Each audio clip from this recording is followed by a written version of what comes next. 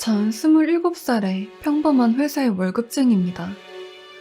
일하고 보고하고 까이고 다시 하고, 그런데 이런 지루한 회사 생활에 활력소가 되어주는 선배 하나가 있었습니다.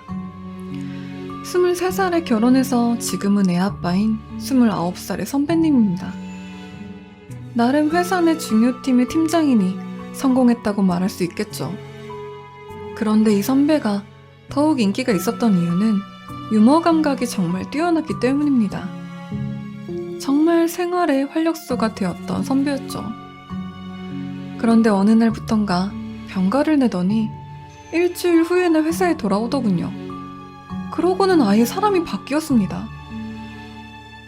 유머는커녕 말 한마디조차 제대로 하지 않았고, 어두운 곳을 극도로 싫어하고, 무엇보다 사무실 안에 혼자 남겨지는 것을 정말 두려워하는 듯 했습니다. 사정을 모르는 저는 선배가 아파서 기가 허해졌다 생각하고 그날 저녁 선배를 근처 고깃집으로 데려갔습니다. 그리고 술 한잔 하면서 기분을 풀어주려 했죠. 그런데 한참 고기를 먹던 선배가 갑자기 얼굴을 굳히더니 저에게 묻더군요. 땡땡아, 너 귀신이 있다고 믿냐? 네, 선배? 무슨 말이에요? 그때부터 선배가 겪었던 듣고도 믿기지 않는 이야기가 펼쳐졌습니다. 원래 처음 병가를 냈을 때 선배는 아팠던 게 아니었다고 합니다. 직장인들은 다들 알겠지만 금요일 날 병가만 낼 수 있다면 금토일 제대로 놀 수 있죠. 그리고 마침 토요일이 결혼기념일이었습니다. 괜찮은 펜션으로 여행을 가기로 계획을 잡아놓고 병가를 냈던 거죠. 평소 성실한 분이라 부장은 흔쾌히 허락해줬고 선배는 들뜬 마음으로 펜션을 향해 출발했습니다. 천안에서 3시간을 달려 도착한 펜션은 예상한 대로 분위기가 있는 곳이었다고요. 그날 저녁 선배는 준비했던 대로 멋있게 분위기를 잡고 형수님을 막 덮치려고 하는데 현관문에서 똑똑똑 소리가 들리더랍니다. 선배는 짜증이 잔뜩 나서 문을 열었는데 이상하게도 아무도 없더랍니다.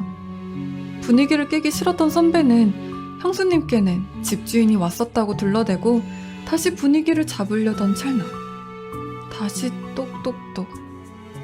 화가 머리끝까지 난 선배는 다시 문을 열었지만 이번에도 역시 휑. 결국 그날 저녁은 그냥 보냈답니다.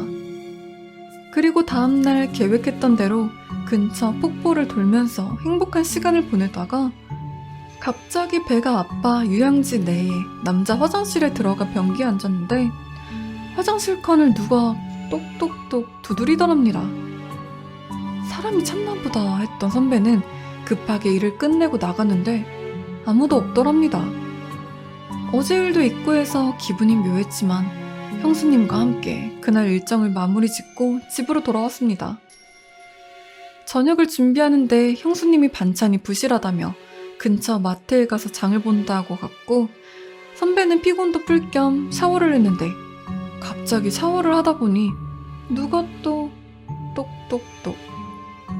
이때 선배의 머릿속에 확 스쳐 지나가는 생각 하나가 있었습니다. 첫날 저녁, 화장실 그리고 지금 상황까지 문을 두드리는 똑똑똑 소리가 다시 듣고 또 들어도 무서우리만 않지 똑같은 박자였다고 하더군요. 똑똑똑. 겁이 난 선배는 문을 열어 제꼈지만 또 아무도 없었다고 합니다. 그대로 문을 열어둔 채 샤워를 하는데 이번에는 현관문에서 누군가 똑똑똑.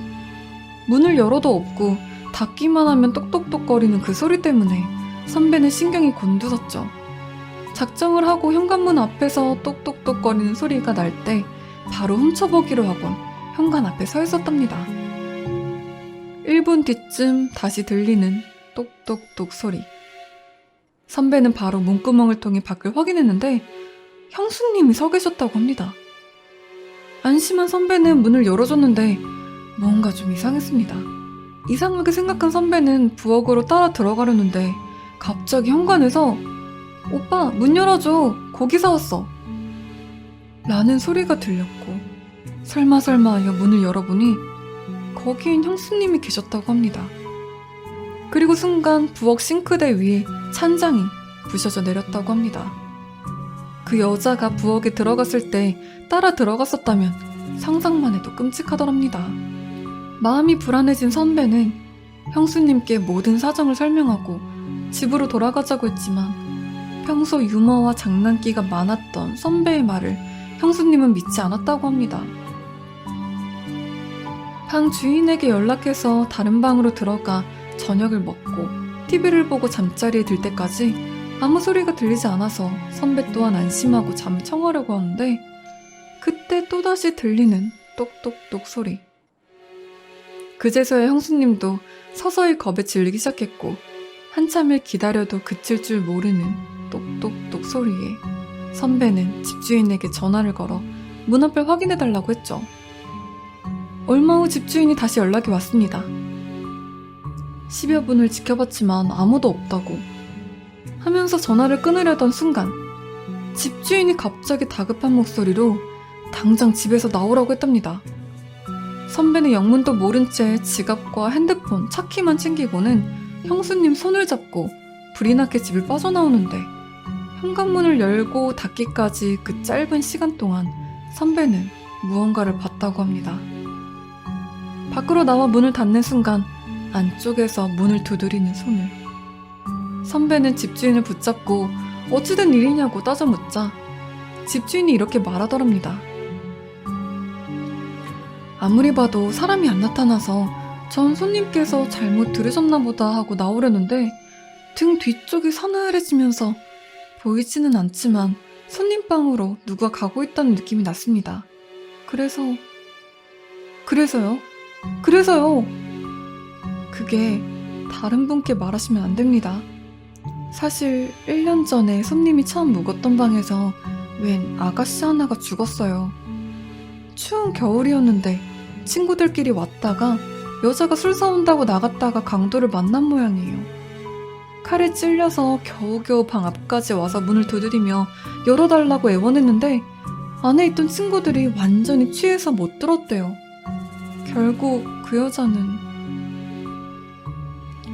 그 말을 들은 선배는 당장 짐을 싸서 집으로 돌아왔고 제게 말을 했던 그날까지도 그때 공포에서 벗어나지 못하는 듯한 모습이었습니다. 에이, 거짓말하네 하면서 넘겨야 했으나 선배의 얼굴이 너무나도 공포에 질린 얼굴이어서 도저히 거짓이라고 믿긴 힘들었습니다. 그런데 제가 가장 놀라고 무서웠던 건 형수님은 1년 전에 돌아가셨거든요. 선배 형수님이 1년 전에 돌아가신 거 회사 직원들은 거의 다 알고 있던 이야기였습니다. 한동안 힘들어하던 선배도 다 털고 일어나 다시 웃는 모습으로 돌아왔거든요. 그런데 그랬던 선배가 저에게 하는 말이 병가를 내고 형수님이랑 같이 펜션에 갔더니 더군다나 선배가 말한 3시간 거리에 있다는 펜션은 아무리 검색해도 이름조차 나오지 않더군요. 선배에게 정신적 이상이 생겼다고 믿은 저는 조심스럽게 병원 치료를 권했지만 선배는 무시했죠. 그리고 태연스레 눈앞에서 형수님께 늦는다고 전화를 해야 한다며 전화를 하는데 정말 놀랬던 건 분명히 그 전화를 받은 사람이 있다는 겁니다. 놀라 자빠질 일이었기 때문에 저는 선배가 화장실에 간다고 일어서자마자 통화 목록을 살펴보았는데 제 앞에서 통화했던 1월 4일 오후 11시의 통화 기록은 존재조차 하지 않았습니다. 그럼 제가 들은 전화기 너머의 상대방은 대체 누구였을까요? 그 일이 있은 후 다른 직원들에게 말은 하지 않았지만 선배와의 사이는 멀어져 갔고 결국 프로젝트 건에서 심한 말다툼을 하고 회사를 옮기게 되었습니다. 하지만 선배가 아직도 걱정되는 건 사실이네요.